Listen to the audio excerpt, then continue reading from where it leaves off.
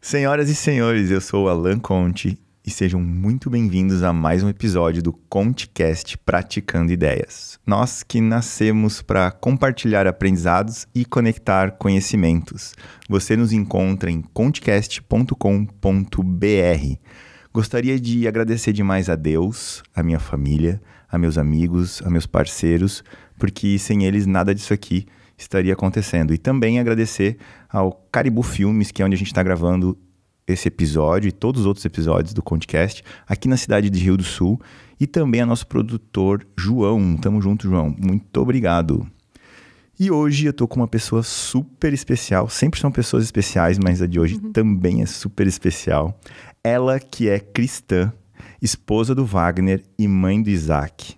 Mestre e doutora em odontologia pela Universidade Federal de Santa Catarina, morou na Alemanha durante 1 ano realizando pesquisa odontológica. Atualmente é empreendedora da clínica WF Odontologia, em Braço do Trombudo, junto com seu esposo. É digital influencer no Instagram, chamado Meta Cumprida, é @meta_cumprida, onde compartilha sua rotina e incentiva pessoas a cumprirem suas metas. Seja muito bem-vinda, Fernanda Haveroth Schunemann. Muito obrigada, eu que agradeço pelo convite, fiquei muito feliz, muito honrada de estar aqui com você. Que introdução magnífica, né? Pois Gostei. Então, até eu... Cansei de ficar falando aqui. Uau! E é engraçado que conforme tu vai falando, assim, tu foi lendo, Passa um filme, né? Filme, assim, cara, então vamos falar um pouco mais. Isso, né? Vamos falar um pouco mais desse filme, como é que, de onde a Fernanda nasceu, enfim, como é que chegou até aqui. Então, eu sou de Salete, uma cidade pertinho daqui. Com 14 anos eu saí de Salete, eu vim morar para Rio do Sul. E sempre fui muito focada, fui sempre muito decidida naquilo que eu queria, né? Então eu resolvi fazer odontologia muito cedo. Na verdade, a história de por que eu quis fazer odontologia é bem coisa de adolescente, assim. Eu era apaixonada pelo meu marido já, mas ele nem olhava pra minha cara. E ele queria fazer medicina. Daí eu pensei assim, quer saber? Eu acho que médico e dentista combinam. Vou fazer odontologia. Acredita que foi por causa disso? Eu tinha 15 anos. E aí resolvi fazer odontologia, coloquei na minha cabeça que eu ia fazer odontologia e fui pra essa área e me apaixonei, assim. Mas eu digo que no nosso trabalho, na minha área, mas acho que em qualquer profissão, a gente se apaixona conforme a gente vai melhorando, né? Aquilo que a gente faz. Então, hoje eu sou 10 anos já, né, dentista, e eu sou realmente apaixonada. Todo dia eu posto na minha rede social, eu falo, eu já falei pra vocês hoje que eu sou apaixonada pela minha profissão, porque eu realmente sou apaixonada, né? Eu acredito que quando a gente entende o nosso propósito, né, que quando a gente faz aquilo com amor, com dedicação mesmo, e a gente vê os frutos daquilo ali, cara, não tem como a gente não ser apaixonado pelo nosso trabalho, independente de qual for, né? Então, eu sou apaixonada por transformar sorrisos das pessoas e... Enfim, Hoje ele trabalha contigo ainda? O meu marido, claro, então... Ele não virou doutor médico, não, virou... ele nem fez medicina no fim, acredita? E ele te seguiu daí? Ele que me seguiu. Entendi. Ele resolveu fazer odontologia também e agora eu digo que a gente é o casal WF Odontologia. W de Wagner, né, Fernanda? E fica em Braço do Trombudo. Em Braço do Trombudo, uma cidadezinha com quase 4 mil habitantes. Pode ser que tenha 4 mil depois que meu filho nasceu. Não, tem praticamente 4 mil habitantes e a gente tá 5 anos ali já. E é engraçado porque quando a gente pensa na nossa profissão, né, a gente pensa geralmente o que as pessoas querem, né? Ir pra uma cidade grande, né, pra crescer e tudo mais. E por muito tempo esse também foi meu plano, sabe? Ir pra uma cidade grande, pensar, porque lá eu vou crescer. E eu, tanto que eu fiz um mestrado e um doutorado, pensando que, cara, dar aula na universidade, ficar por lá. Meu marido fez residência. E só que quando não é aquilo que Deus tem pra nós, não adianta a gente pensar que é aquilo lá, porque é o nosso plano. Mas a gente tem que entender que quando a gente entrega a nossa vida para Deus, é os planos de Deus que vão dar certo para nós, e não os nossos. Então, quando veio a pandemia, quando tudo parou e a gente ficou sem emprego, a UFSC fechou, eu ainda estava no meu doutorado, eu lembro que eu chorava, assim, eu falava, Deus, e agora? O que a gente vai fazer da nossa vida, né?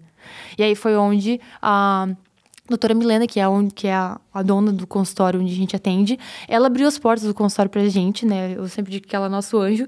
E ela falou assim, vocês não querem atender lá, né? Ver como que vai ser?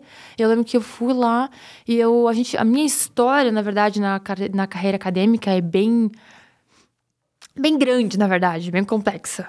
Mas eu vou tentar resumir, né? Na minha família, eu sou a única dentista, né? Agora que tem uma outra pessoa que é da área da saúde, que é médica, mas eu sou a única. Fui a única que fiz um mestrado, fui a única que fiz um doutorado. Então, assim, não tinha nenhum outro antes pra me orientar ou pra me ajudar em alguma coisa, sabe? Então, tudo fui a primeira ali, né? E aí, quando eu resolvi abrir uma clínica, cara, eu não tinha nada, assim. Eu tinha o material da minha graduação. Só que eu já era formada há 6, 7 anos, porque eu entrei para um mestrado e para um doutorado. E não é só em atender o paciente, né? Toda uma administração, né? Exatamente. E isso não ensina na faculdade. A faculdade não te ensina a administrar, te ensina a fazer a restauração. Certo. Entende? Então, assim, isso a gente foi aprendendo com o tempo. E aí, quando a gente começou ali, o que acontece? Daí ela falou, vamos lá atender, né, na clínica. Daí eu lembro que eu fui e falei assim, ai Deus, se for a tua vontade que a gente fique aqui em Braço do Trombudo, tipo, aleatório, né? Todo mundo pergunta, por que Braço do Trombudo? Que a gente tenha pelo menos um paciente todos os dias. Porque antes a gente morava em Florianópolis, tinha dias assim que meu marido ia atender e ele viajava 1 hora pra atender do outro lado da cidade. Ele ficava o dia inteiro lá, ele voltava e ele não tinha atendido ninguém. Uau. Cara, ele voltava chorando, assim, ele falava, Eu lembro que ele já tinha ido procurar emprego no Subway, a gente tinha meio que desistido, assim, da odontologia lá, porque realmente, tipo, era Deus nos avidando, não é aqui que eu quero que vocês estejam. E aí, quando a gente foi, eu lembro que a gente chegou em Braço do Trombudo, e eu fiz essa oração, né? Deus, que a gente tenha um paciente toda vez que a gente vinha até aqui. Aí, quando a gente parou na frente da clínica, ao mesmo tempo, assim, junto com o nosso carro, parou uma moto com um cara levando a mãe dele. E aí, ela desceu da moto, olhou pra nós e falou, tem dentista aqui nesse consultório? Nossa, na hora eu comecei a chorar. Uau. Eu falei, tem dentista. Tem dentista aqui sim, segunda-feira. E aí, dia 11 de maio, que por sinal é o dia do aniversário da minha mãe, que era o sonho da minha mãe, eu ter um consultório meu. Então, eu vejo que foi meio que um presente pra ela, assim, também, né? A gente foi a nossa primeira paciente. E a gente nunca ficou sem atender nenhum paciente. Uau. A gente começou atendendo só nós dois. Eu auxiliava ele me auxiliava. A gente não tinha secretária, a gente não tinha auxiliar, a gente fazia tudo sozinho. Eu que fazia o marketing da clínica, tudo. A logo fui eu que fiz, as cores, tudo. A gente não tinha condições de financiar, de pagar nada. A gente realmente não tinha condições. E aí eu fiz tudo, fiz logo, fiz todos os prontuários, receituários, o que agendava paciente, esterilizava, a gente atendia. E aí, em 3 meses depois, a gente viu que estava com bastante demanda, a gente contratou secretário, a gente contratou auxiliar. E hoje, quando a gente vai em algum lugar assim que a gente fala sobre o que a gente tem de estrutura na nossa clínica, os dentistas, eles param e ficam assim, o quê? Tu tem isso em Braço do Trombudo? Sabe? Porque a gente tem máquinas lá, assim, do digital. A gente tem uma máquina que a gente chama de CAD/CAM, que faz o dente ali em porcelana na hora. Uau! Então, e é uma máquina, assim, que em cidades grandes não tem, né? Mas, enfim, só para resumir, né, a nossa história, e por que eu tô falando isso? Porque muitas vezes a gente pensa que é o lugar, que é a cidade, que é... a gente coloca algumas metas na nossa vida que parece que tem que ser lá. E aí, talvez Deus venha aqui e muda completamente. Não é isso que eu tenho pra ti. É algo completamente diferente. E aí é onde a gente vê que não é a gente que manda, é Ele, mas que os planos dele sempre são melhores que os nossos. O meu plano era ser professora de uma universidade federal. Era morar em outro país. Era fazer coisas assim. E hoje, quando eu olho, cara, eu tô em Braço do Trombudo. Quando a minha família viu eu indo lá, eles falaram, não, tu não vai ficar em Braço do Trombudo, né? É sério, tu em Braço do Trombudo, eu já tinha morado 1 ano na Alemanha, já tinha estudado lá, fiz pesquisa lá, fiz uma parte do meu doutorado lá, né? Então, assim, quando eles falaram em Braço do Trombudo, não vai durar 2 semanas. Já tinha viajado o mundo e tal. Já tinha viajado o mundo. Então, agora a gente tá 5 anos lá já. Uau! Enfim, essa é a minha história com relação à minha profissão, né?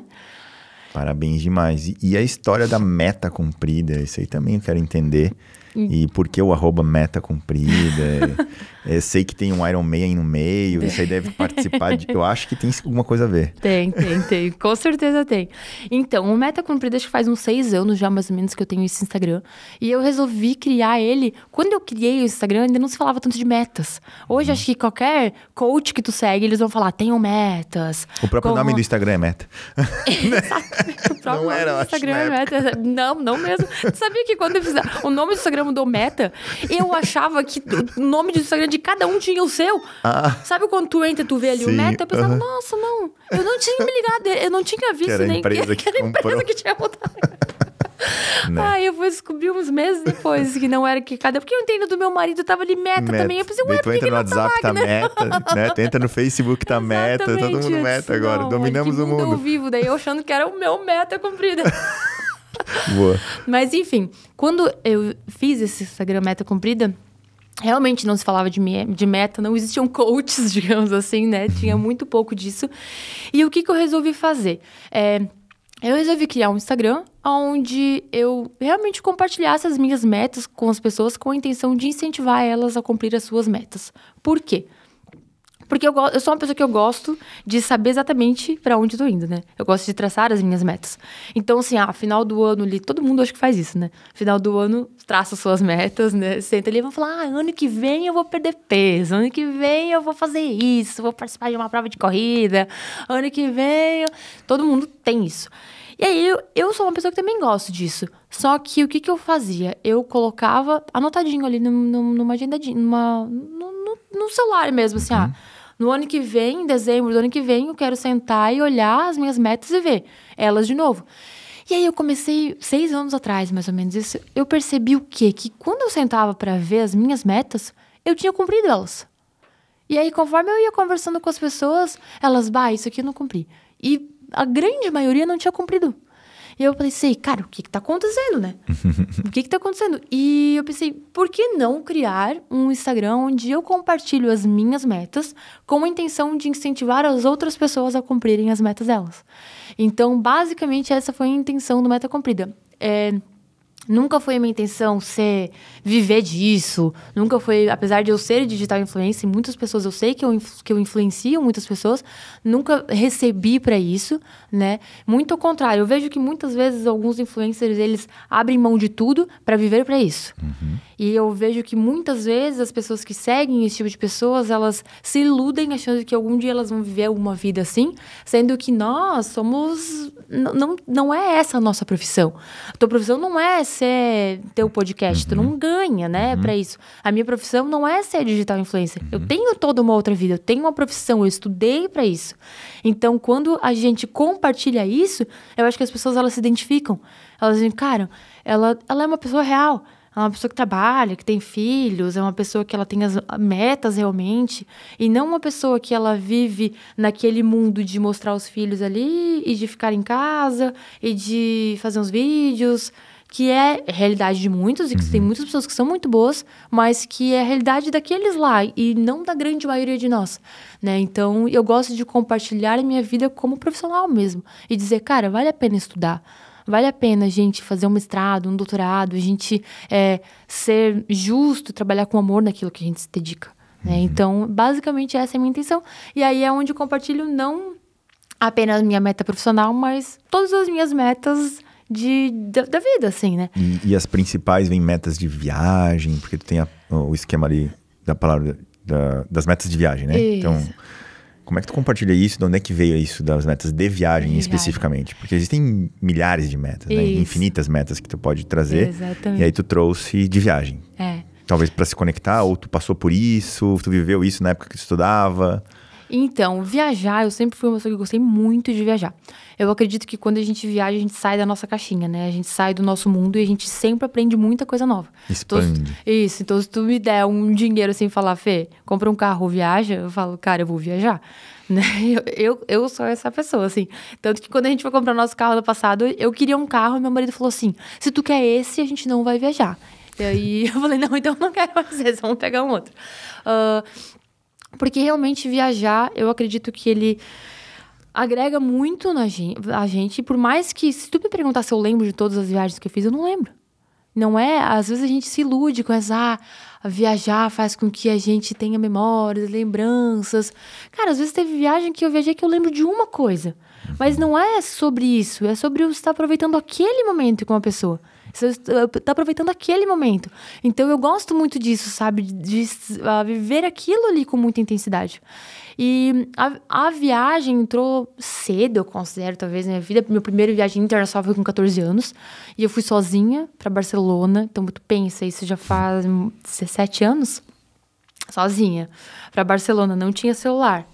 Não tinha rede social que nem a gente tem hoje. Fui com cartão de orelhão. Minha mãe batalhou muito para eu ir. E assim, eu morava em Salete, né? Não conhecia ninguém que tinha pego um avião e tinha saído do Brasil.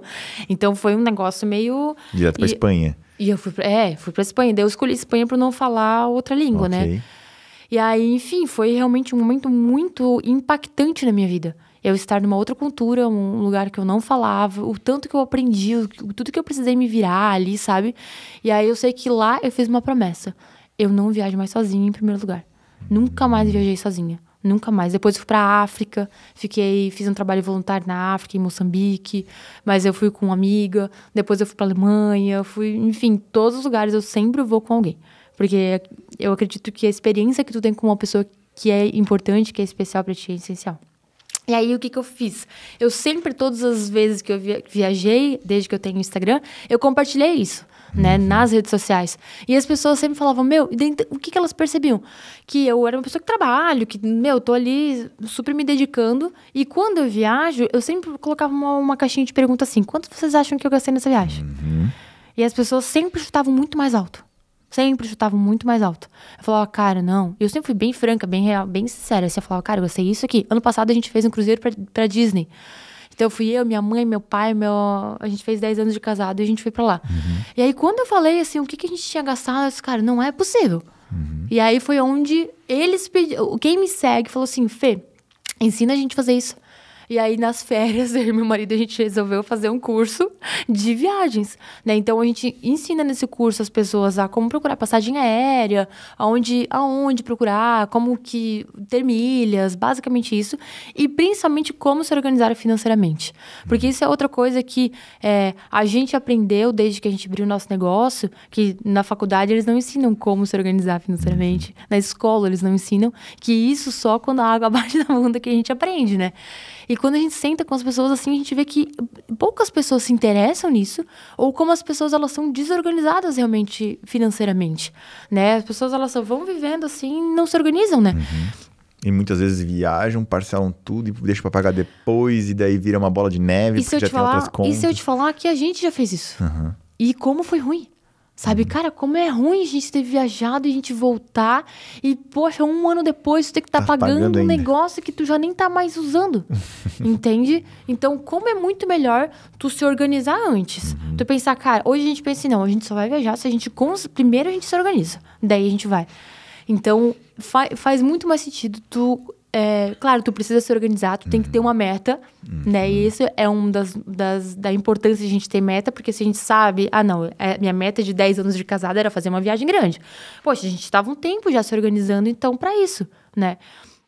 E com relação, então, ao curso ali que a gente fez, basicamente o que a gente ensina é isso. Fazer como você se organiza financeiramente, não apenas para poder viajar, mas também... para tudo, né? E hoje, no mínimo, uma vez por ano, tu tem essa meta de viagem? Como é que faz? Sim, no mínimo, a gente uma tem. Vez. Assim, que nem ano passado a gente fez 2 viagens grandes. A gente foi 2 anos seguidos pra Orlando, né? Viajou todos os parques ali da Disney. Uma das minhas metas até hoje sempre deu, foi levar meus pais junto. Eu amo viajar com os meus pais, aproveitar eles o máximo. Eu digo que é pré-requisito da minha viagem, é minha mãe e meu pai junto. Porque eles são sensacionais, né? Quem me segue, quem vê lá os vídeos. Eu vi. Achei massa demais. A tua mãe é fantástica. Não, a minha mãe não existe, né? Minha mãe não existe. É muito legal. Quem não viu, gente, veja o vídeo da minha mãe, porque ela é demais. E aí, então, assim, a gente tem, sabe? Mas, assim, como eu falei, a gente não vive pra isso. A gente não... E agora a gente está com uma meta de começar a construir nossa casa em breve. entende? Então, por isso que agora a gente deu uma reduzida nas viagens. A gente viajou esse ano, mas mais direcionado para cursos na nossa área. E aí, a gente tá com metas mais para construir nossa casa. Agora, meu marido vai em novembro para os Estados Unidos, mas vai ele lá fazer umas compras e volta. Ok. E sobre meta de triatleta, como é que é isso?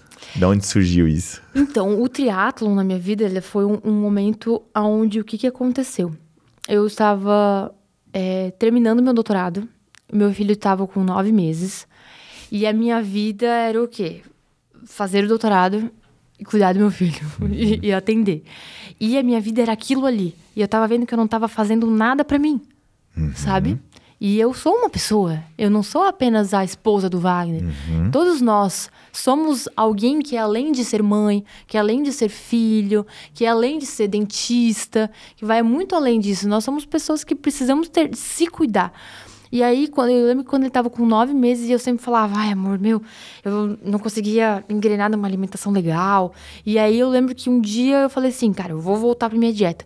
Meu marido falou assim, ó, tu nem posta isso, porque tá ficando feio. Cara, aquilo foi dentro da minha alma, sabe? Eu falei, cara, eu sou a Fernanda do Meta Cumprida, né? Como assim? Foi onde eu falei, eu preciso fazer alguma coisa onde eu vou focar. Daí foi onde o triatlo apareceu na minha vida. No meio de um doutorado, né? Onde estava escrevendo a minha tese, com um filho pequeno, eu falei, cara, eu preciso tirar focar em algo pra mim. Porque senão eu ia parar numa farmácia. Né? Eu ia começar a entrar para antidepressivo, alguma coisa assim, porque eu realmente estava num período muito estressante, assim. E aí foi onde eu comecei a correr, daí eu comprei uma bicicleta, meu primeiro triatlon foi com uma bicicleta normal, de mountain bike. Mas tu pegou algum personal, alguém primeiro profissional, tudo sozinha? Fui tudo sozinha. E treino, que hora que tu tinha pra treinar? Então, eu acordava, meu objetivo era o quê? O meu objetivo era fazer sempre os meus treinos antes do meu filho acordar, pra eu não deixar de ser mãe. Nossa. Entendeu? Então, o que eu fazia? Eu acordava 4h30, 5 horas da manhã, eu ia fazer os meus treinos, e aí voltava pra casa, acordava meu filho, seguia minha vida, né? E eu fiquei no triatlo, assim, uns 3 anos. Uau, aí, 3 anos? Uns 3 anos. Aí, o primeiro triatlo que eu fiz, eu fui bem na cara e na coragem, assim. Eu nunca tinha nadado no mar. Eu nadava só na piscina, eu vinha até Rio do Sul, lá de Braços do Trombudo, porque lá não tem piscina, né? Então eu vinha de madrugada até Rio do Sul e voltava antes do meu filho acordar, fazia natação sozinha. E aí, comprei só um macaquinho que eu preciso, né, pra fazer. Eu lembro que foi muito engraçado, que eu até compartilhei nas redes sociais que todo mundo se estragou de rir, porque quando tu chega pra fazer o triatlon, tu tem que deixar a bicicleta ali, né, em algum lugar fixo, pra tu poder ir nadar, depois tu pega ela, né? E quando eu fui colocar a minha bicicleta, não entrava no negócio ali, porque o pneu era muito largo e o de triatlon é o speed, né? Sim. Então, assim, eu lembro que eu me estragava de eu falava, meu Deus, o que eu tô fazendo aqui, né? Não sem preparo, praticamente. Mas eu fiquei, daí, o meu primeiro foi uns 2 meses treinando. E aí eu treinei sozinha mesmo, focado, é o único tênis que eu tinha lá. E fui. E aí eu lembro que quando eu comecei a nadar, nos primeiros, eram 750 metros. Eu nunca tinha nadado no mar, né? Tinha feito um treino, assim, só na beirada, mas se eu precisava, eu botava o pé no chão, né? E tu tem que ir pra dentro do mar, passa a boia e volta, né? E aí eu lembro que eu comecei a ficar agoniada, assim, comecei a faltar ar, eu não conseguia respirar. Mas eu sou uma pessoa, como já deu pra perceber, extremamente focada nas minhas metas, né? Eu falei, eu não vou sair daqui. Quando só o bombeiro vai ter que me tirar, eu vou sair desse negócio e conseguir, né? Daí sabe o que eu fiz? Eu tava nadando, começou a me faltar ar, comecei a ficar ruim, comecei a andar de costas. Nadei de costas o tempo inteiro, porque eu comecei a perceber que era o ar, né, que me faltava. Nadei o tempo inteiro de costas. Todo mundo nadando, normal, e eu de costas só falando, ai, Deus, me ajuda. Socorro, Deus. E foi muito engraçado, que naquela hora eu fiz uma oração, assim, eu lembro certinho. Eu falei, Deus, assim como tu estava com Pedro lá na água, que ajudou ele a andar sobre as águas, por favor, me ajuda nesse momento. E foi muito louco, assim, ó, porque eu lembro que eu nadei, fui orando, assim, fui conversando com Deus. Quando eu vi, eu tava na boia já de novo. Eu já tinha dado a volta. Uau. Então foi muito emocionante, assim mesmo, aquele momento pra mim. Eu lembro que eu saí gritando, assim, eu não acredito que eu consegui, assim, chorando. E pra mim o resto da prova foi tranquilo daí, né? Aí depois, a primeira prova foi daí 40 km de bike e depois 7 de corrida, né? Nossa, eu fiz rindo, dando gargalhada. Pra mim, ter passado o mar já tinha sido a maior superação. Daí foi onde eu entrei com um treinador. Tá. Aí eu contratei um treinador. E aí foi onde eu tive o foco fazer o Ironman, né? O meio Ironman, né? E aí eu comecei a treinar. E aí pro Ironman fiquei basicamente 4 meses, que é bem focado. Onde tu treina todo dia.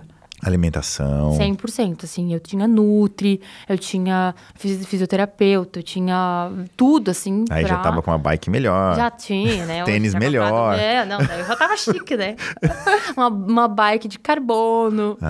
Comprei uma usada de 2016, mas o importante é que dava pra fazer a prova, né? Top. E daí foi onde eu me dediquei muito, assim, eu falava, não, cara, eu quero dar o meu melhor. E aí eu lembro que eu não saí em nenhum momento da dieta. Eu segui certinho, assim. Eu lembro que 2 semanas antes a gente foi pra Gramado.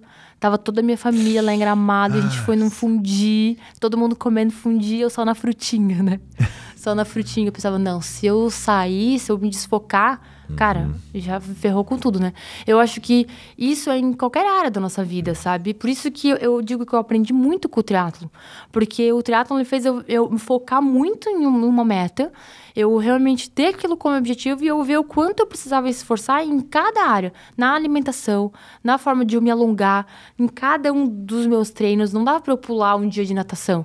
Porque eu precisava estar nos 3, né? Então, eu digo que tudo que eu aprendi ali no triatlon, como esporte, eu trago para todas as outras áreas da minha vida, né? No meu casamento. Cara, se eu quero ter um casamento saudável, eu tenho que respeitar meu marido. Eu tenho que, poxa, ele chega em casa e ele vê que eu se importei com ele fazendo uma janta, sabe? Na minha profissão. Cara, eu preciso me dedicar, eu preciso fazer um curso, eu preciso tratar. Não adianta eu ter um baita de um diploma, eu ter mestrado, eu ter doutorado, se chega o meu paciente ali e eu atendo ele super cansada e não demonstro que eu tô me importando com ele, vou atender ele de qualquer jeito. Não me adianta de nada. O que importa é aquele momento ali com o paciente. Então, não adianta também eu ter um baita de um treinador, eu ter um baita do nutricionista, mas eu não me dedicar naquele momento, naquilo ali que eu me propus a me dedicar. Por quê? Porque o resultado não vai ser legal. Então, o triatlo, quando eu entrei pro triatlo, eu falei, cara, eu quero dar o meu melhor. Eu quero dar um resultado, eu quero ver que eu consigo fazer aquilo que eu realmente me propus. Então, foi muito legal, assim, o meu resultado foi muito legal. Eu lembro que na bike eu fiz, foi 90 quilômetros, né? A natação foi cancelada porque tava com 2 metros de onda. E aí eu lembro que eu chorei muito, assim, porque eu tinha treinado muito, tava muito preparada, assim, eu queria muito. Um dia antes eu cheguei a entrar no mar, passei as ondas ali, eu falei, cara, eu vou conseguir. E aí no dia eles cancelaram. E aí a bike, 90 quilômetros, eu fiz em 3 horas, então, que é pra uma amadora, né? Que tem uma vida que, né, normal como todo mundo, foi legal. E aí a corrida, 21 quilômetros, eu fiz em menos de 2 horas. Então foi um pace de 5, lacrado, assim. 5 a média, né? Então, tinha momentos que era 4 e pouquinho, um pouquinho mais. Então, assim, fiquei muito feliz. E aí, é onde eu disse, cara, meta cumprida, sabe? Valeu a pena, assim. Quando eu acordava às 4h15 da manhã, que eu jogava aquela água gelada na cara, eu falava, o que eu tô fazendo aqui? Meu Deus do céu. Daí, é onde eu falava no Instagram, eu falava, nem pensa, só vai. Sabe? Todo dia eu falava, nem pensa, só vai. Porque se eu pensasse, eu desligava o despertador. Se eu pensasse, eu ia desistir. E assim em todas as outras áreas. Sabe? Se eu pensar, putz, cara, eu tenho que ir lá fazer isso, a vontade de desistir é gigantesca. Mas agora, se tu não pensa, tu só vai, com certeza, depois que tu vai, tu fala, cara, ainda bem que eu fui, ainda bem que eu fiz. Só que não adianta tu só pensar que tu quer ir, se tu não sabe pra onde tu tá indo, né? Então, por isso que entra o quê? As metas.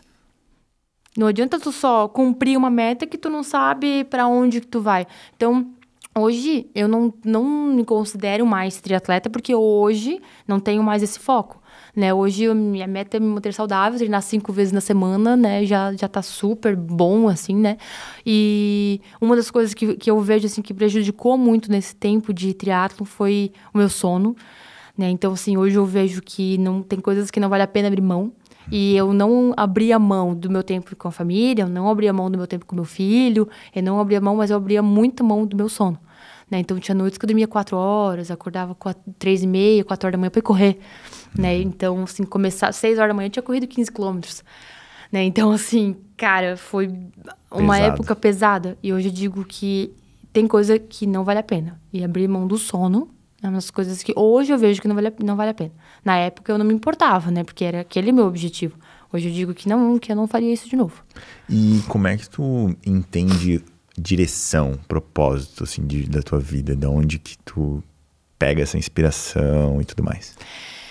Então, quando a gente fala em propósito, assim, eu digo que a gente tem que pensar muito naquilo que a gente acredita, naquilo que a gente quer para nossa vida, para onde a gente vai caminhar.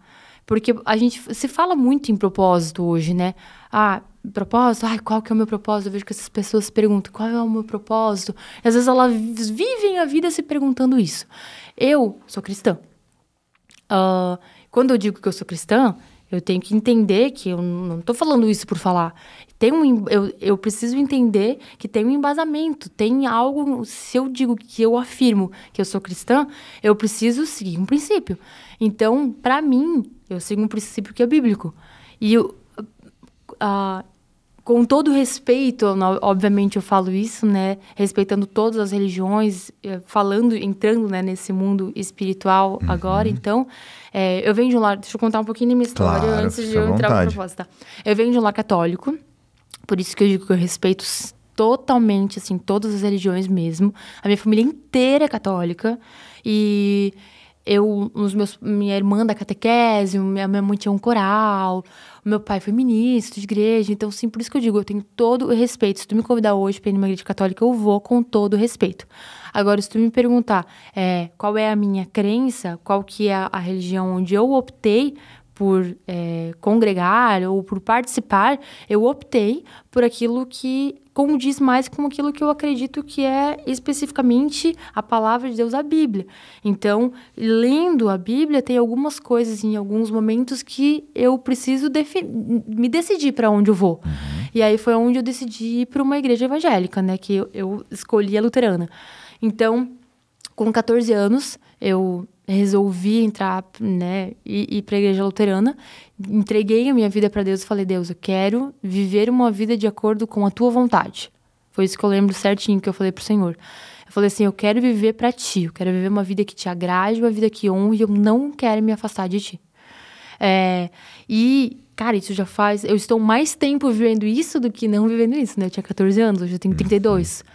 E eu vejo que muitas pessoas que eu conheci durante toda essa caminhada, elas começaram com essa mesma meta, talvez, com esse mesmo objetivo, e com o passar do tempo, elas acabaram se desviando desse caminho. E eu vejo que talvez seja por quê? Porque não entenderam não colocaram realmente uma meta, e não entenderam qual era realmente o propósito daquela entrega. E isso é uma coisa que é uma das armadilhas, eu acredito, do inimigo, a gente se afastar realmente desse propósito, que eu ainda não falei qual que eu já vou chegar lá. Mas a gente se afastar desse propósito. O que eu vejo, sabe? Na minha interpretação como cristã, o mundo em que a gente vive, ele é um mundo caído, certo? Não foi assim que Deus planejou. Deus não planejou o mundo.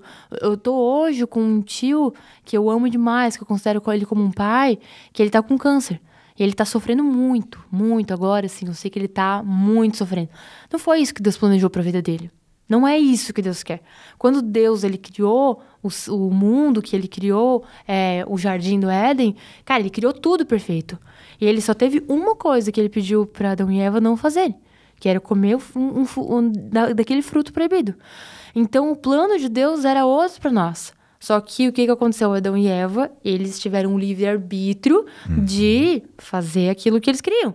E aí foi onde eles foram atraídos, onde a Eva, né, e junto ele, eles foram enganados por uma ilusão. Por algo que, cara, eu acho que isso aqui ia ser muito legal. Imagina se os nossos olhos se abrirem para conhecer quem realmente Deus é e ser maior que Ele. Então, eles optaram por aquilo ali. E aí é onde a gente vive num mundo caído.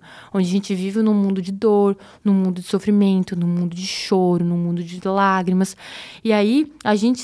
entendendo que a gente tá dentro desse mundo, é onde a gente tem que entender, cara, mas eu não quero me deixar me abalar e continuar caindo nessa armadilha de que uma vez alguém tentou seduzir Adão e Eva, né? Através dessa armadilha. Então, o que eu vejo, assim, eles foram realmente enganados. né? Ela foi enganada quando ela ouviu a serpente falar que aquilo ali era bom para ela. E eu vejo que até hoje o inimigo tenta fazer isso com cada um de nós. Ele tenta nos enganar em cada uma das áreas da nossa vida. Então, se a gente não entende qual que é o nosso propósito, por isso que eu digo que eu já vou falar o que é o propósito para mim. Se a gente não entende qual que é o nosso propósito, facilmente a gente vai cair nessa armadilha. Entende? A gente vai cair nessa armadilha e a gente vai se afastar de tudo aquilo que que eu um dia escolhi como verdade para mim. A verdade para mim é o quê? É a palavra do Senhor. Entende? Então, a partir do momento que eu decidi na minha vida que aquilo ali é verdade, qualquer coisa que falar que não condiz com aquilo ali, eu já entendo que é o quê? É uma armadilha para tentar me afastar do meu propósito aqui na Terra. Que, resumidamente, o meu propósito aqui na Terra é o quê? Glorificar a Deus. E sabe o que eu entendo disso? Às vezes, algumas pessoas podem ouvir isso e pensar, nossa, mas então Deus talvez seja um Deus ruim? Como assim o meu propósito é glorificar a Deus? Parece que é uma coisa ruim, né? Só que a gente tem que entender que Deus é amor. Que é a gente que pensa que é uma coisa ruim. Sabe, eu tenho um filho, né? De 4 aninhos. Licença, deixa eu tomar uma...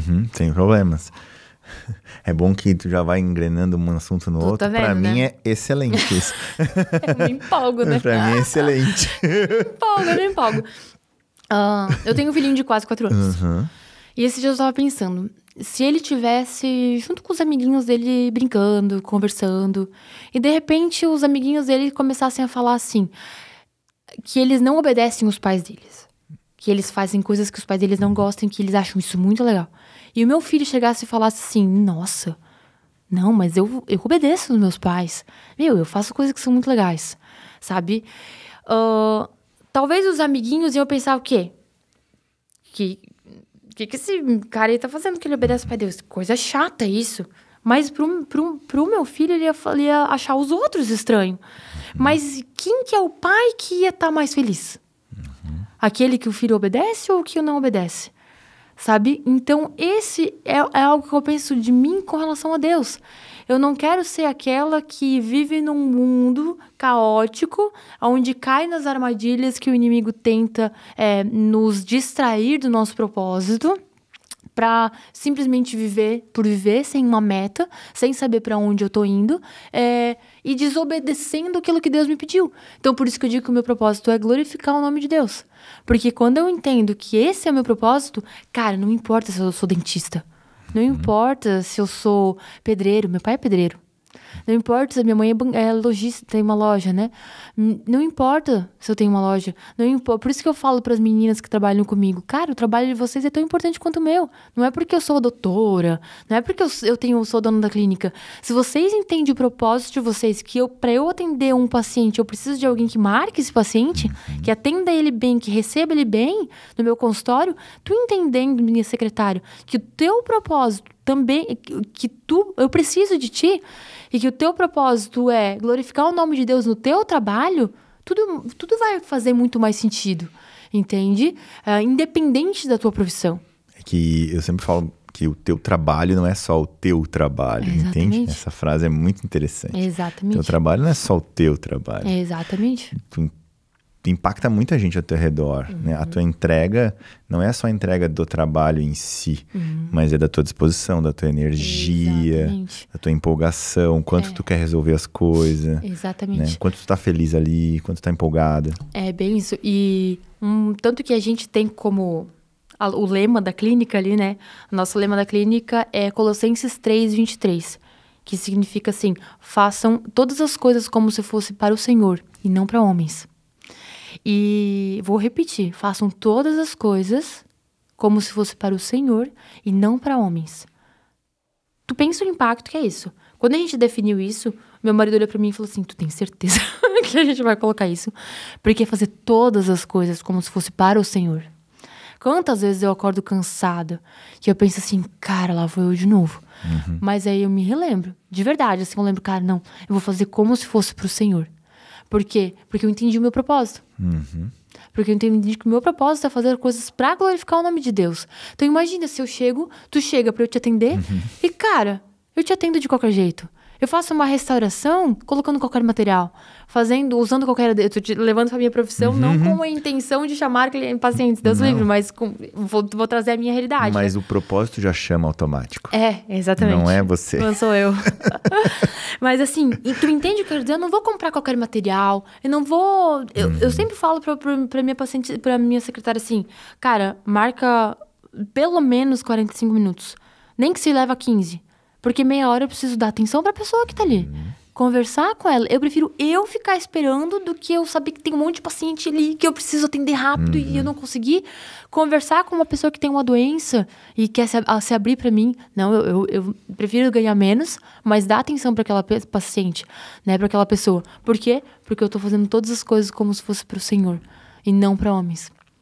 E aí, isso é com relação à minha profissão. Né? E a gente, obviamente, se a gente vai pensar em metas, a gente não tem só a meta profissional, a gente tem todas as outras metas. E foi onde, por exemplo, no esporte, cara, eu vou me dedicar entendendo que é para glorificar o nome de Deus. Entendeu? Esse é meu propósito, lembra? Meu propósito é glorificar o nome do Senhor. Então, como que eu vou fazer isso aqui para glorificar o nome de Deus? O que eu fazia, então, no esporte? Cara, tinha sábados que eu ficava 6 horas treinando. Sabe o que é? 6 horas. Nossa. E a galera fazendo outras coisas no final de semana. Exatamente. E você lá focado. Cara, 6 horas. Eu acordava 3h30 da manhã, eu subia na bike, ficava 3 horas pedalando, saía, me arrumava pra ir corria 20 km e voltava. Então, assim, naquele momento, o que eu fazia? Eu glorificava o nome de Deus. Sabe o que eu fazia? Cara, eu sempre, todos os meus treinos, eu colocava um louvor. Todos os treinos eu ouvia a palavra de Deus. Eu colocava a Bíblia pra ir escutando. Então, assim, todos. Esse foi o meu propósito. Cara, como eu cresci espiritualmente naquele período. Foi um período, eu digo que foi o período mais intenso espiritualmente da minha vida. Uau. Sabe? Foi muito legal, assim. Foi muito legal. E... Então, assim, ó. Profissão, ok. Espiritual, ok. Na minha casa. Cara, como que eu vou me comportar dentro da minha casa se eu não tenho propósito?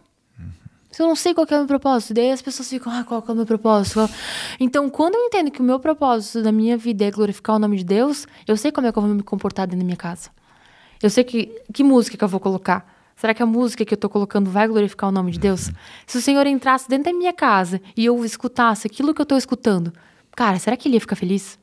Entende? Então, assim, às vezes as pessoas dizem que eu sou meio alienada nas músicas da atualidade, mas é porque pra mim não faz sentido. Entende? Por quê? Cara, porque eu prefiro 1000 vezes escutar uma música que faz sentido, que me traz significado para aquele momento e faz eu viver o meu propósito, do que eu simplesmente decorar uma música por decorar e tá ali vivendo sem ter uma razão, um sentido. E quando tu tem o teu propósito, se expele muitas coisas, né? Então, afastam-se muitas coisas e conectam-se outras. Com toda certeza, né? E a gente... Tu falou desde o início muito da palavra de Deus e tudo mais, né? Como é que é a tua conexão com Deus no dia a dia, assim? Tipo, quando tu veio pra chegar até aqui, eu vi no teu Instagram quando tu leva teu filho pra escola, tu vai conversando muito com ele. Eu converso também, confesso que sim, todos os dias, mas não com a tua intensidade de todo momento, sabe? Eu percebi que muitos momentos do teu dia você conversa. Então, queria ouvir um pouco mais disso. Tá. Assim, pra responder isso, eu vou te dizer que eu tenho um versículo na minha vida que eu tenho como... é o meu norte, digamos assim. É um versículo que eu vou falar ele já pra ti qual que é. É um versículo, assim, que realmente vai fazer tudo sentido aquilo que eu vou explicar. Mas a primeira coisa que eu quero dizer é assim, ó. Eu preciso entender, voltar, resgatar aquilo que eu te expliquei, que a gente vive num mundo caído. Então, se eu vivo nesse mundo caído, se eu entendo que eu vivo num mundo onde existe uma armadilha que ela tenta o tempo inteiro me afastar do meu propósito, a partir do momento que eu entendo isso, eu procuro não cair nessa armadilha. Eu vou responder aos poucos a tua pergunta, fica à vontade. Por exemplo, assim, como que é uma armadilha? Quando a gente quer pegar um rato, o que a gente faz? Primeira coisa, a gente esconde a armadilha.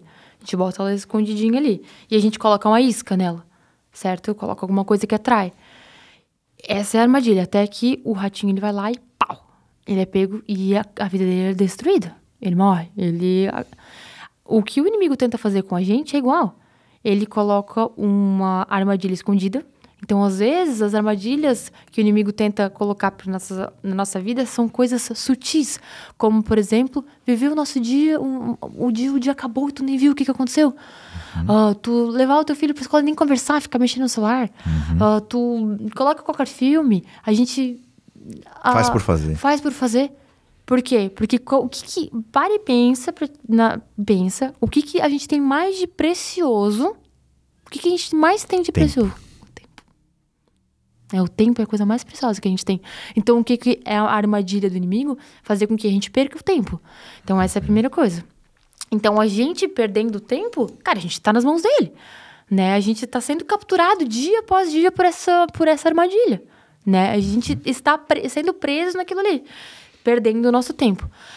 Então, a gente entendendo isso, eu entendendo isso, é onde eu penso, cara, todos os dias, eu preciso fazer o quê? Não correr para essa armadilha. Não perder o meu tempo, que é uma coisa extremamente preciosa, e não perder o meu foco. Não perder o meu objetivo. Então, ok. Eu tenho como Desde antes de eu engravidar, eu já orava pela vida do meu filho. Vamos entrar, então, por essa área da maternidade, né? Eu já orava pela vida do meu filho antes de eu engravidar. Eu já oro com quem ele vai casar. Eu já oro pelo próximo filho. Eu acho que é importante a gente orar por aquilo que é lá no futuro, né? Então, assim, uma vida de oração, pra mim, ela não é uma coisa, assim, que é uma coisa mecânica. Não, ela é uma coisa real, sabe? Ela é uma coisa, assim, que vem realmente... Eu começo meu dia agradecendo a Deus e eu tento passar isso pro meu filho. Então, cara, ele acorda, é sagrado. A primeira coisa que eu faço é abraçar ele e falar obrigado a Deus pela vida do meu filho. Por ele ser tão inteligente, por ele ser tão querido, por ele ser tão amado. Cara, eu nunca fiquei um dia sem falar isso. De verdade, sim. Eu não tô falando isso porque tô num podcast, mas Deus conhece meu coração. Então ele sabe que eu realmente faço isso. E agora esqueci o que eu ia falar. Do versículo que conduz tudo isso. Então, mas era mais uma coisa. Deixa eu tomar uma água aqui. Fica à vontade. E falando de filho, eu também faço isso com meu filho, mas eu faço na hora de dormir. Então, agradeço o dia na hora de dormir, a gente faz oração, tudo que tu quer agradecer hoje, o que tu viveu... e orar pro dia que vem também, né? Pro próximo dia, que amanhã seja um dia lindo, que não esteja nenhum problema, etc. Então, eu faço antes de dormir. Na hora de acordar, geralmente a gente vai para outros assuntos, porque ele acorda muito criativo. Então, eu aproveito o momento de criatividade dele, de conversa, e a gente vai navegando em outros assuntos, assim. Então, e tá tudo bem, é a rotina de vocês. Exato. Desde que não perca essa essência. Exato. E tu já parou pra prestar atenção se por acaso tu não faz oração, ele não te pede? Acontece. O meu filho é sagrado. E às vezes ele faz quieto. Ele não pede, mas daí ele tá lá dormindo, eu não vou fazer hoje. Então, por exemplo, daí ele faz sozinho, quietinho no canto, sabe? Então, às vezes ele não pede, mas ele faz. Eu escuto ele cochichando. Porque já entrou na rotina dele isso. Então, pra tu ver a importância de a gente colocar sobre os nossos filhos aquilo que a gente acredita. Cara, a gente escova o dente, né? O meu filho já fala, mãe, vamos ler a Bíblia, fazer oração e cantar a musiquinha? Essa é a nossa rotina. A gente lê a Bíblia, a gente faz a oração. E daí ele sempre fala assim, mãe, eu quero uma oração bem longa. Ele não quer que eu faça só uma oraçãozinha, ele quer que eu faça uma oração bem longa. Eu acho isso tão legal, sabe? A gente já tá plantando isso nele, né? E daí ele fala, eu pergunto, mas o que você quer orar, filho? Ele fala, eu quero orar sobre tudo, mãe. E isso foi uma coisa que eu também coloquei, sabe, na vida dele, né? Da importância de a gente orar pela cama que a gente tá dormindo. Então, a gente passar isso pros nossos filhos. Eu me pergunto, assim, sabe, o que as pessoas estão passando pros seus filhos, né? Não adianta a gente querer um filho que seja obediente, a gente querer um filho que se alimente bem, a gente querer um filho que faça exercício físico, a gente querer um filho que leia a Bíblia, se eles não estão vendo isso em nós. Exemplo, né? Se ele não tá vendo... Os nossos filhos são esponjinhas, é exatamente isso que eles são. Então, não adianta eu querer que meu filho nunca fale um palavrão, se na frente dele eu falo. Isso é uma coisa que meu filho nunca ouviu, ele nunca vai ouvir. Por quê? Porque a palavra do Senhor fala que aquilo que sai da nossa boca é para edificar uma outra pessoa e não para trazer coisa ruim, para ser coisa inútil, para trazer ódio. Então, para que eu vou falar uma coisa dessa se não vai edificar em absolutamente nada? Né? Então, quando a gente deita, a gente ora. Por exemplo, agora eu estou orando por um próximo filho, né? E aí ainda... Começamos agora a pensar em querer o próximo, né? E aí, o que eu falo? Eu oro e eu falo, Senhor, que o Senhor me dê mais um filho ou uma filha, que seja conforme a tua vontade, mas eu peço que seja tão amado, tão querido, e eu começo a falar todas as coisas que o meu filho é. Entendeu? Perfeito. Amado, querido, inteligente, que te ame tanto quanto o Isaac te ama. Sabe? Eu começo a falar todas as coisas que ele é. Sabe? Então, pra declarar na vida dele, pra ele saber o quanto que ele é. Porque, assim, as nossas palavras, elas têm muito poder. Então, assim, às vezes tem muitos pais que até podem achar o filho incrível, inteligente, amado, mas não falam. Como é que o filho vai saber? Sabe? Com certeza. Então, a importância de a gente falar pro filho o quanto ele é amado, o quanto ele... E eu acho que a hora da oração, ela é perfeita pra isso, né? Porque é uma hora que a gente fala com ele e o filho tá escutando, né? E a pergunta foi da conexão tua com Deus. Então, a minha conexão com Deus, então, ela... Durante 17 anos ali da minha vida, são 17 anos, né?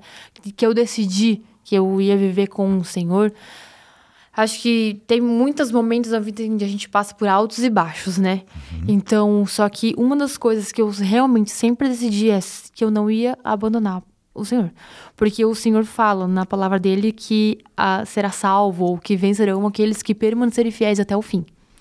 E aí eu me pergunto, como que eu faço, né? Pra me permanecer fiel até o fim. Como que eu faço pra me permanecer fiel até o fim? Sendo que, cara, muitas vezes, assim, vem o desânimo. Não vou dizer que eu nunca desanimei. Cara, muitas vezes, assim, eu acordo e falo, ai, meu Deus, de novo, sabe? Mais um dia. E é onde, se eu apenas deixo o desânimo vencer, é onde eu caio naquela armadilha do tempo. Então, por isso que eu faço o quê? Cara, eu levanto, a primeira coisa que eu faço é ir pra palavra do Senhor. Sempre. Sempre. Como eu falei, teve altos e baixos, teve momentos, mas assim, ó, já faz um tempo que eu faço isso. Eu vou pra palavra de Deus. E é realmente a palavra de Deus. Porque eu vejo que a gente vive numa geração onde a gente acaba lendo outros livros que, né, que às vezes desfocam um pouco. Faz um devocional, ok, acho que é legal, que é uma forma de começar, mas eu vejo que o Senhor, ele fala muito mais comigo quando eu leio a palavra de Deus.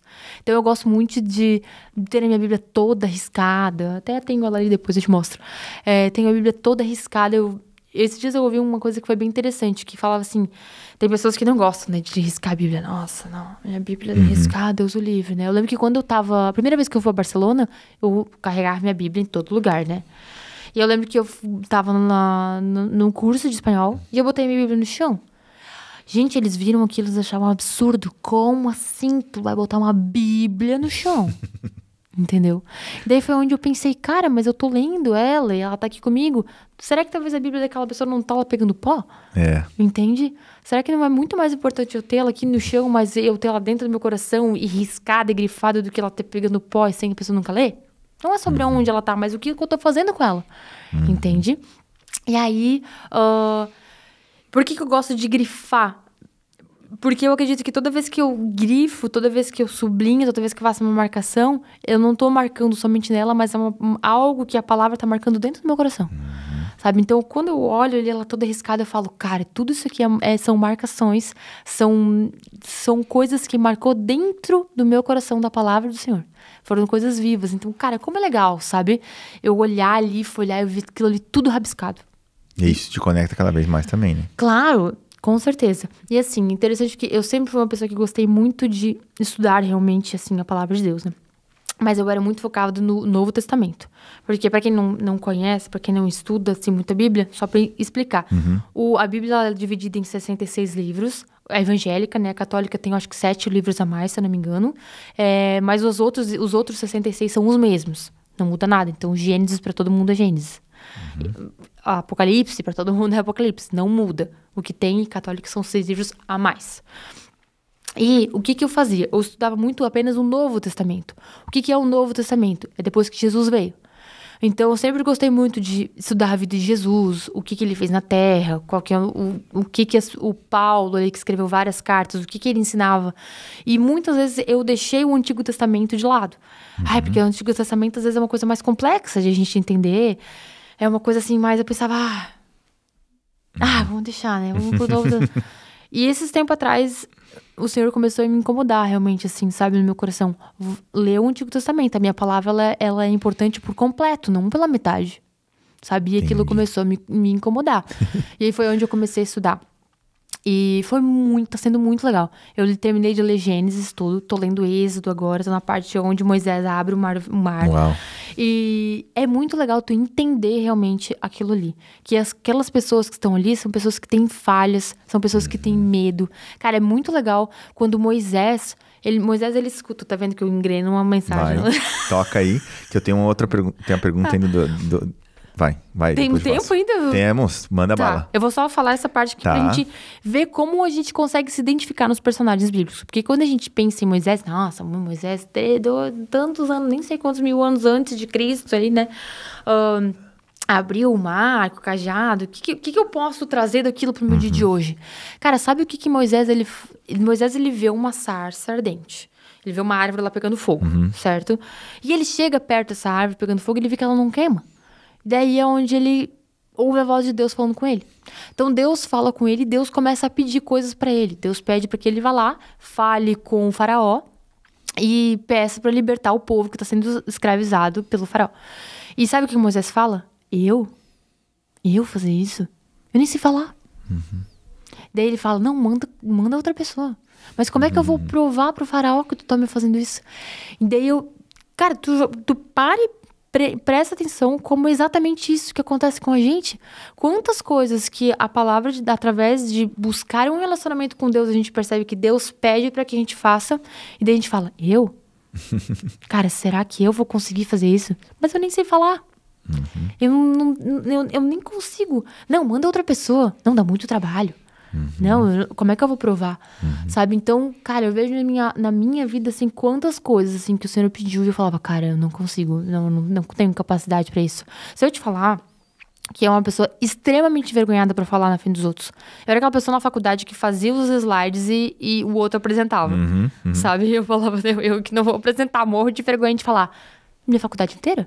Até que chegou um momento que eu falei, cara, se eu quero cumprir o meu propósito, se eu quero fazer aquilo que é a vontade de Deus para minha vida, eu preciso quebrar uma dessas barreiras, eu preciso sair de uma dessas armadilhas do inimigo que é a vergonha, que é eu me importar com o que as outras pessoas estão pensando sobre mim e eu me importar com aquilo que o Senhor pensa de mim. Então foi onde eu falei, cara, eu preciso buscar melhorar nessa área da minha vida. Cara, eu comecei a fazer aulinhas de oratória, comecei sozinha, comecei a apresentar, e teve um mestrado, né, onde eu era que tinha que dar aula, comecei a dar aula, assim. Então, quando eu vi, cara, semana retrasada, a gente deu uma palestra, eu e meu marido, para mais de 100 pessoas. Uau! Sabe?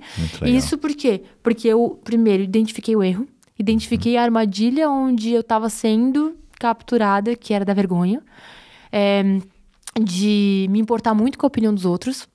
E isso eu vejo que como as pessoas caem nessa armadilha. E tu tem muito hater agora nessa pergunta? Porque tu tem... Cara, tu publica muito, né? Assim... Hater, digo, te xingando, falando besteira. E como é que tu age? Já tive mais. Tu ignora? Assim, tenho. Mas, assim, isso é uma das coisas que foi muito legal acontecer na minha vida. Justamente para eu aprender a não me importar com a opinião do outro. Eu tive haters que não só meus, mas da minha família inteira, assim, né? Por exemplo, meu filho, quando nasceu, cara, xingavam meu filho. Falavam que ele parecia um ET. Acredita nisso? Uau. E isso, eu via que o meu marido ficava extremamente ofendido com isso, sabe? Eu falava, cara, eu não vou me ofender com isso, cara. Não vou me ofender, sabe? E até, por exemplo, assim, esses dias o meu marido, ele foi participar dos Legendários. Não sei se você já ouviu falar do movimento Legendários. E ele tinha muito preconceito com os Legendários. Muito preconceito. Ele falava muito mal. Eu falava, amor, como é que tu fala mal de uma coisa que tu nunca foi? Que tu não vai? E que é um movimento que, a princípio, é um movimento cristão. Vai. E, cara, se tu vê que realmente é uma coisa que não é legal... Tu vai falar, não é legal por causa disso, não quero que ninguém vá. Se for legal, cara, deixa Deus te usar através desse movimento. Não fica só falando mal. E aí, chegou uma hora que ele falou, beleza, então eu vou. É por causa de ti, eu vou e deu. Falei, então tá bom, vai. E aí eu lembro que ele foi, e são 4 dias, né, que tu fica lá, cara, eu fiquei 4 dias em jejum, não comi nada. Fiquei 4 dias em jejum e oração, que a palavra de Deus fala que o nosso jejum realmente tem muito poder, assim. E eu fiquei em jejum, cara, só na água, assim, eu falava, Deus, por favor, quebra no coração do meu marido aquilo que precisa ser quebrado, sabe? Eu sei que tem coisas que precisam. E eu fiquei naquela aflição, né, falava, cara, quando ele voltar, o que vai ser, né? E ele falava assim, tu não acha que eu vou voltar falando da rua? Que eles têm negócio da rua. Sim. Tu não acha que eu vou fazer isso, que eu não vou. Ele foi indignado, assim. Fala, tu não me usa laranjado, nada disso. Ele era desse jeito, assim, bem revoltado. Daí eu falava, ai Deus, quebra tudo que precisa ser quebrado. Fui, assim, bem normalzinha. Fui pensar, ai meu Deus, será que ele vai voltar falando mal do negócio? Cara, quando ele subiu no palco... Quando ele chegou, o pastor lá na frente chamou ele pra subir no palco. Tu chegou essa vez? Eu vi, massa. Cara... Depoimentos dele. E assim, ó... Tá no teu Instagram, pra quem quiser ver. Quem quiser ver, gente, entre no... câmera ali. Essa aqui. Entre no Instagram e veja o testemunho do meu marido no Legendários. E assim, tudo isso porque tu falou de haters. E se tu olhar os comentários... Daquele vídeo. Nossa. O Instagram, pra tu ter ideia, o Instagram imagino. bloqueia. Só eu tenho acesso a muitos comentários que estão ali. Entendi. Porque tem muita baixaria. Entendi. Sabe? Muita baixaria. Eu olho pra aquilo ali e aí é onde eu percebo o quê? Como as pessoas estão caindo naquela armadilha. Elas acham que elas estão super corretas. Entende? E muitas vezes eu tenho receio de ser uma dessas pessoas, de achar que eu sou correta, de achar. Por isso que é o quê? É importante eu todo dia buscar a palavra do Senhor e pedir para que Ele me dê sabedoria, porque Ele me dê inteligência para ver. Cara, isso aqui tá condizendo com a palavra de Deus, aquilo que eu acredito que é o meu propósito? Se tá condizendo, beleza. Se condiz, continuo. Agora, aqueles comentários que tem ali, que eu prefiro nem comentar, eu penso, cara, a pessoa não sabe qual que é o propósito muito dela. mais sobre ela, né? É sempre ela sobre a pessoa. Sim, exatamente, é sobre si, é Isso. sobre... Então, assim, ela realmente não tá entendendo qual que é o propósito dela. Então, um hater, eu não me importo. Hoje eu digo de, assim, ó, coração limpo, de coração bem claro, de coração, assim, ciente de que eu não me importo com os haters, de que eu não me importo mesmo, porque a partir do momento onde eu entendo meu propósito, que aquilo que eu faço é pra glorificar o nome de Deus, aquilo que eu tô postando, cara, eu não tô postando pra te agradar, eu não tô postando pra agradar outra pessoa, eu tô postando pra glorificar o nome de Deus. Entende? Então, se estão gostando, se não estão gostando, se querem deixar de me seguir, que, cara, eu tenho uma paz gigantesca. Quando eu tava grávida do Isaac, o Isaac, ele tava sentado. Não sei se você já me seguia nessa época, se chegasse a ver esse vídeo. Ele tava sentado e meu sonho era um parto normal. E ele tava sentado a gestação inteira. Com 37 semanas, é feito na Europa, nos Estados Unidos, um procedimento que se chama versão cefálica externa, VCE, para virar o bebê. E colocar ele encaixado. Mas aqui no Brasil não é uma coisa muito comum de se fazer. E aí, o que eu falei? Cara, mas se dá pra fazer, vamos tentar fazer? E aí eu fui atrás, agora já é um pouquinho mais comum. Mas na época, quando eu fiz, 4 anos atrás, tipo, ninguém nem falava disso. E aí, quando eu fui fazer, eu fui lá, fiz, não contei pra ninguém, a gente orou. Eu falei, ai, Deus, seja feita a tua vontade, mas vamos lá, vamos fazer. E se for, der tudo certo, beleza. Se não der parto normal, tá tudo bem também, mas vamos tentar. E aí a gente foi lá e fez, e a gente gravou. E eu postei. Cara, no TikTok tem 41 milhões de visualizações. Nossa. Eu nem sei quantos comentários tem, mas assim, eu lembro que eu lia. Tu tá matando o teu filho. Nossa. Tu não ama o teu filho. Por que tu tá fazendo isso com o teu filho? Tu tá pensando só em ti. Cara, as pessoas assim, ó, me detonando. E aí foi ali que eu falei, cara, eu não vou me deixar me abalar. Eu estou em paz com a minha decisão. Eu decidi isso junto com o meu marido. Em oração. Por que eu vou me importar com as pessoas? Sim. Entende? Nossa. E aí é onde eu vejo que as pessoas, elas se importam muito. Sim. É onde elas se importam com as pessoas, é onde elas desfocam daquilo que é o propósito delas. E travam e não fazem o que precisa ser feito. E travam e não fazem aquilo que precisa. Voltando um passo atrás, ainda falando da conexão sua com Deus, que você conversa todo dia, você falou que tinha um versículo e acho que... Lembrou? Isso. Lembro, não esqueci. Então, vamos lá. Eu tô curioso. Então, o versículo que eu tenho, gente, pra minha vida, eu já falei isso nas redes sociais algumas vezes, que é o que me dá o norte, que é o que me relembra do meu propósito, que é o que muitas vezes faz muitas vezes, o que a gente acontece? Se a gente não tem um versículo como esse ou um propósito como esse, a gente entra numa rede social e vê alguém vivendo uma vida, a gente pensa, cara, quero viver essa vida. E tu sai daquele teu foco. Então, por isso que eu digo que esse versículo é o versículo que ele me dá esse norte. Que ele tá lá em Hebreus, no capítulo 12, versículo 1 e 2. Que fala assim, eu vou trazer pra mim, né? Eu me livro de tudo que me atrapalha e do pecado que me envolve e corro com perseverança a corrida que me é proposta, tendo os meus olhos fitos em Jesus, autor e consumador da minha fé. Cara, então vamos lá, vamos destrinchar isso aí. Eu me livro de tudo que me atrapalha e do pecado que me envolve. Então a gente volta pensando no quê? Lá naquela isca, sabe? Que isca que é aquela que talvez me atrapalha? Qual que é o pecado que me envolve? O que tá me prendendo? Talvez a preguiça? A preguiça, ela não chega a ser um pecado, mas ela pode te levar a pecar, sabe? O quanto o livro de Eclesiastes fala da preguiça. Então, podia citar vários exemplos, mas o que me atrapalha? Qual que é o pecado que me envolve? Eu tenho que me livrar daquilo ali e correr com perseverança na corrida que me é proposta. Qual que é a corrida que me é proposta? É aí que eu acho que cada pessoa tem que se perguntar. Qual que é a corrida que me é proposta? A corrida que Deus propõe pra mim? A corrida que eu proponho a mim mesma? A corrida que a minha família propõe pra mim? Sabe? Que corrida que me é proposta? Mas ficar parado não é opção, né? Ficar parado não é uma opção, exatamente. Mas se a gente não sabe pra onde a gente tá correndo, por isso que o versículo continua. Com os meus olhos fitos em Jesus, autor e consumador da minha fé. Então, a partir do momento que eu me digo cristã, que eu tenho uma fé, eu tenho os meus olhos fitos em alguém, que é Jesus Cristo de Nazaré, cara, eu tenho os meus olhos lá nele. Eu vou olhar pra ele, eu vou focar nele, eu vou correr em direção a ele com perseverança, lembrando de quais são os meus pecados que tentam me afastar disso dali, né? Então, em todas as áreas da minha vida, eu vou lembrar o quê? De voltar os meus olhos pro Senhor. Então, quando, por exemplo, um filho... Cara, um filho, ele é uma flechinha nas nossas mãos. Pra onde que eu tô mirando essa flecha? Entende? Se eu não sei pra onde eu tô indo, eu não tô mirando pra lugar nenhum, depois ele tá perdido, cara, a responsabilidade é minha que não mirei pro lugar certo. Então, tem um alvo. Meu filho é a flecha, pra onde eu tô mirando ele? Né? Então, quando a gente entende isso, ele vai ser direcionado pra um lugar, e aí é onde eu penso, cara, eu tô cumprindo meu propósito.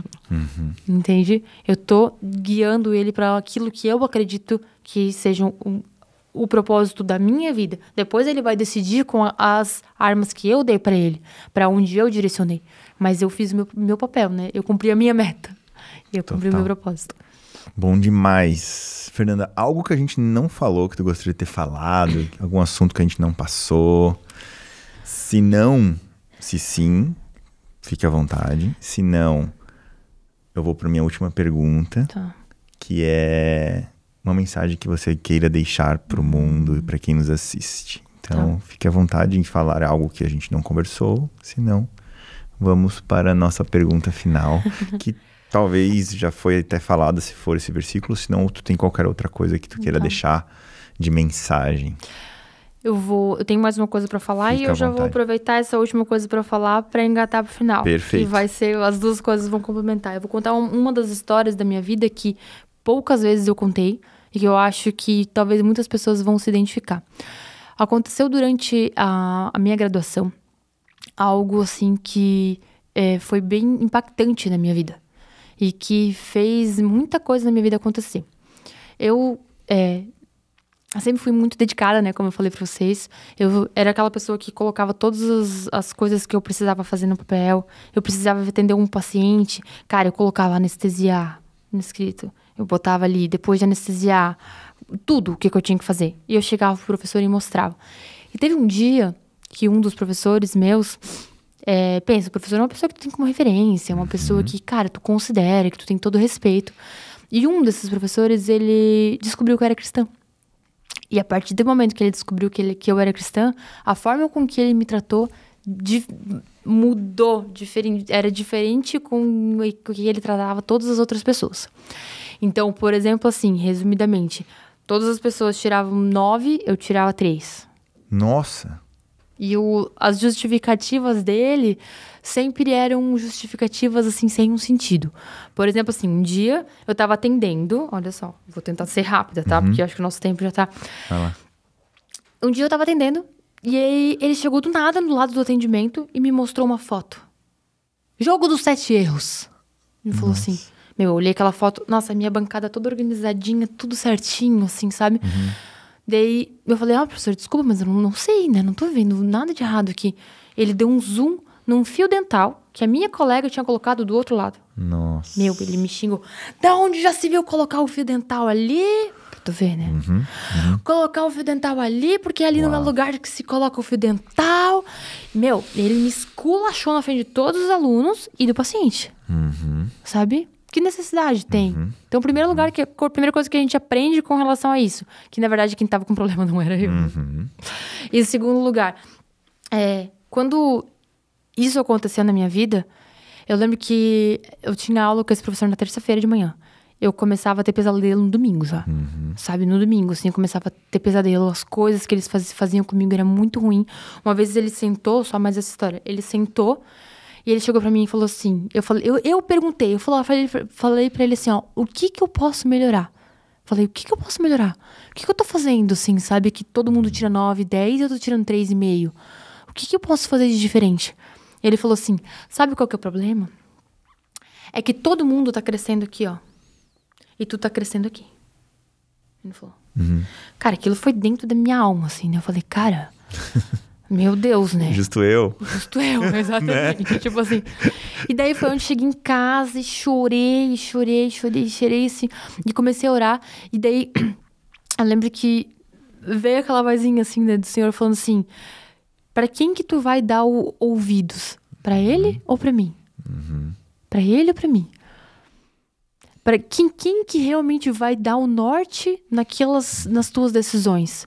Ele que tá tentando te menosprezar, que tá tentando te colocar pra baixo, que tá dizendo que tu é inferior a todas as outras pessoas? Ou eu? Aquele que tu disse que é aquele com quem tu quer viver... Aquele que tu diz, que tu sabe que faz com que tu se sinta amada. Quem que tu tá ouvindo? E foi ali onde eu falei, cara, eu não vou me importar. Eu vou seguir minha vida. Se ele quiser me reprovar, se ele quiser fazer, eu vou continuar glorificando o nome de Deus, independente do que ele fizer. E aí depois passou um tempo, e eu nunca fiz nada. Depois de um tempo eu comentei com outros professores que eram meus amigos, eles falaram, cara, por que tu não denunciou? Era bullying isso. Ele podia ser demitido. Eu falei, cara, porque eu sempre tive paz de não fazer nada. Sempre tive paz de não fazer nada. E de eu não levar aquilo ali pra mim. De que eu não sou inferior a ninguém. De que eu não sou aquilo que ele tá falando, mas que eu sou aquilo que Deus fala de mim. Então eu fiquei quieta. O que aconteceu? 1 ano depois teve a seleção pra ir pra Alemanha. E eu fui selecionada. Passei ali pra ir. E adivinha quem que era o que tava norteando? Quem que era o que... Era ele. Ele era o que fazia... Então já pensou se eu tivesse feito alguma coisa contra ele? Né? Talvez eu não teria vivido uma das experiências mais incríveis da minha vida. E depois ele não te incomodou mais?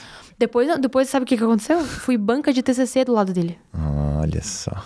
Cara, depois ele nunca mais, né? Ele me vê, ele tem super, assim, conversa comigo. Então, assim, eu nunca fiz nada contra ele. E qual que é a mensagem que eu quero trazer para cada um de vocês que estão me ouvindo? Não se abalem pelo aquilo que as outras pessoas estão falando de vocês. Porque talvez seja aquela isca escondida que tá tentando te capturar, tá tentando te tirar do teu propósito, tá tentando te impedir de viver aquilo que realmente Deus tem pra tua vida.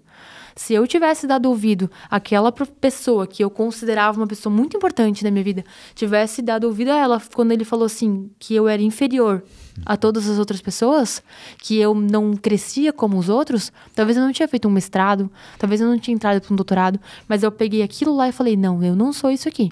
Eu sou o que a palavra de Deus fala sobre mim. E eu quero viver a vontade de Deus para minha vida. Então, não vou dar ouvidos ao que as outras pessoas estão falando, mas sim ao que Deus fala. Então, se tem uma mensagem que eu posso deixar para você, é isso. Não caia na isca que tá escondida, naquela armadilha que tá escondidinha, querendo te capturar e te tirar dos seus propósitos. Mas permaneça com seus olhos fitos em Jesus, ou em quais são os teus planos, na tua fé, se livrando realmente daquilo que tenta te afastar disso. Uau, muito legal. E ele foi um hater pesado esse, né? Cara, esse foi Pancadão, um hater real. Né? Não foi só um hater lá que a gente apaga, exclui. Né? Não, eu dependia dele pra passar de ano, né? Nossa, muito, muito, muito impactante essa história. E obrigado demais por ter aceitado, por ter vindo, por ter compartilhado tanta coisa legal com a gente. Tem muita gente, eu acredito, que vai curtir demais a tua história. Eu curti demais. Aprendi muito também. Acho que é sempre um aprendizado para mim. Eu agradeço demais por esses momentos. E principalmente quando conecta com Deus também, né? Então, o João sabe que ele tá aqui, acho que todos os episódios. E sempre sento uma pessoa que fala sobre Deus, assim. E eu não... Cara, do dia pra noite, cara, vou convidar essa pessoa, vou convidar essa pessoa. E muita gente que às vezes quer vir, nunca dá agenda. Então, por quê, né? Sei lá, o universo, né? Energia. Exatamente. Obrigado mesmo. Imagina, eu que agradeço. Fiquei, como eu falei, né? Muito feliz mesmo com o convite. Sempre que precisar, é só me chamar que eu volto com muita voz. E sigam a Fernanda em @meta_cumprida. Isso mesmo. Meta_cumprida. Show. Tamo junto. Obrigado demais. Valeu. Gente, muito obrigado. Vocês nos encontram em contecast.com.br. Valeu, até a próxima.